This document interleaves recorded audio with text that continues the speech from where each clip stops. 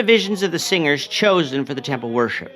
This is the question we seek to answer today as we continue our verse-by-verse study of the book of 1 Chronicles on Walking Through the Bible. The glory of his cross. Today we're going to be discussing 1 Chronicles chapter 25, verses 8 to 31. But before we do that, let's read the passage. If you have a Bible with you, turn to 1 Chronicles chapter 25, verse 8. But if you don't have a Bible, don't worry. Just follow along with us on the screen. The version that we'll be reading from is the New King James Version. So 1 Chronicles chapter 25, beginning at verse 8. And they cast lots for their duty, the small as well as the great, the teacher with the student. Now the first lot for Asaph came out for Joseph, the second for Gedaliah, him with his brethren and sons, 12. The third for Zachor, his sons and his brethren, 12. The fourth for Jizri, his sons and his brethren, 12. The fifth for Nethaniah, his sons and his brethren, 12.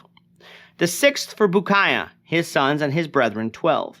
The seventh for Jeshariah, his sons and his brethren, 12. The eighth for Jeshiah, his sons and his brethren, 12. The ninth for Mattaniah, his sons and his brethren, 12. The 10th for Shimei, his sons and his brethren, 12. The 11th for Azarel, his sons and his brethren, 12. The 12th for Hashabiah, his sons and his brethren, 12. The 13th for Shubael, his sons and his brethren, 12. The 14th for Mattithiah, his sons and his brethren, 12.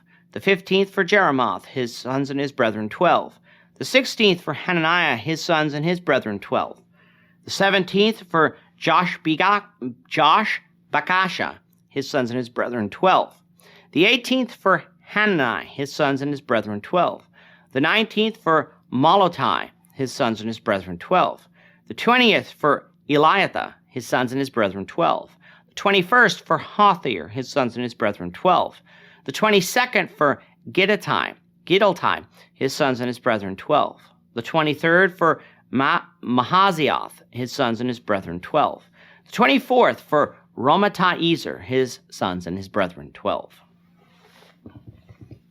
In the last few lessons, we've been looking at the organization of the temple worship in the latter years of the reign of King David.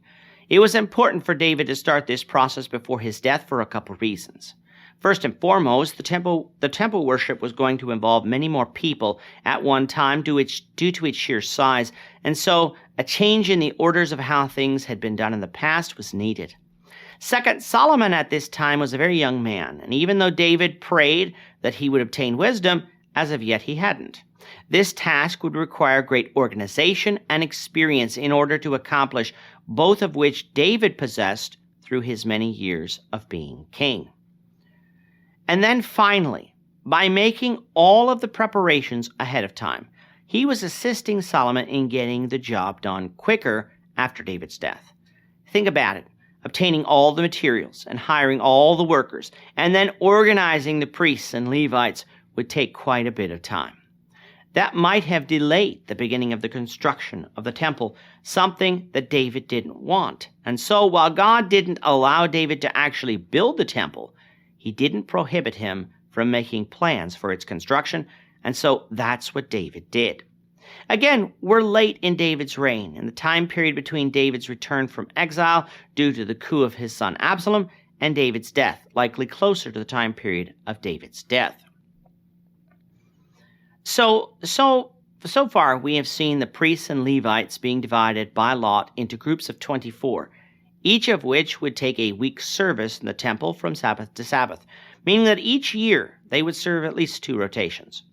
Such an arrangement would prevent burnout, for the job of serving God in the temple was hard work, and it would also allow them to attend to other duties they might have in their cities, including raising their family.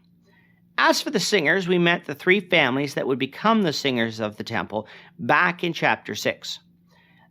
There we learned that each of the 3 houses of the Levites were involved, with Asaph coming from the house of Gershon, Heman coming from the house of Kohath, and Jeduthun in this chapter, coming from the house of Merari.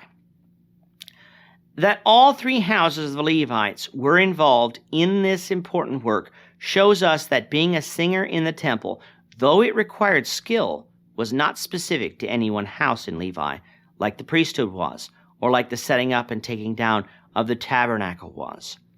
Earlier in the chapter, we learned who the sons of each of the 3 lead singers were, with Asaph having 4 sons, Heman having 14 sons, and Ethan having 6 sons, all of which would be under the direction of their father. That, of course, equals our magic number of 24 that we've seen of the other divisions, but the divisions weren't made by family, where Asaph's family did 4 weeks in a row, Heman's family did 14 weeks in a row, and Ethan's family did 6 weeks in a row. Rather, they were chosen by lot, meaning that God chose the order. And so while each family remained together, the divisions of which of the 3 branches were placed in which week were mixed up. So one week it might be the family of Asaph, and the next week of the family of Ethan, and so on and so forth. In total, there were 288 singers originally in the house of the Lord, with each family doing at least 2 weeks out of the year in service in the temple. But the divisions are not yet done. For the Lord willing, in the next lesson, we will move on to the gatekeepers, so we hope you'll return for that. With that, our time is up for today. The Lord willing, we hope you'll join us for tomorrow's discussion of 1 Chronicles chapter 26, verses 1 to 19, as we continue our walk through the Bible, one verse at a time.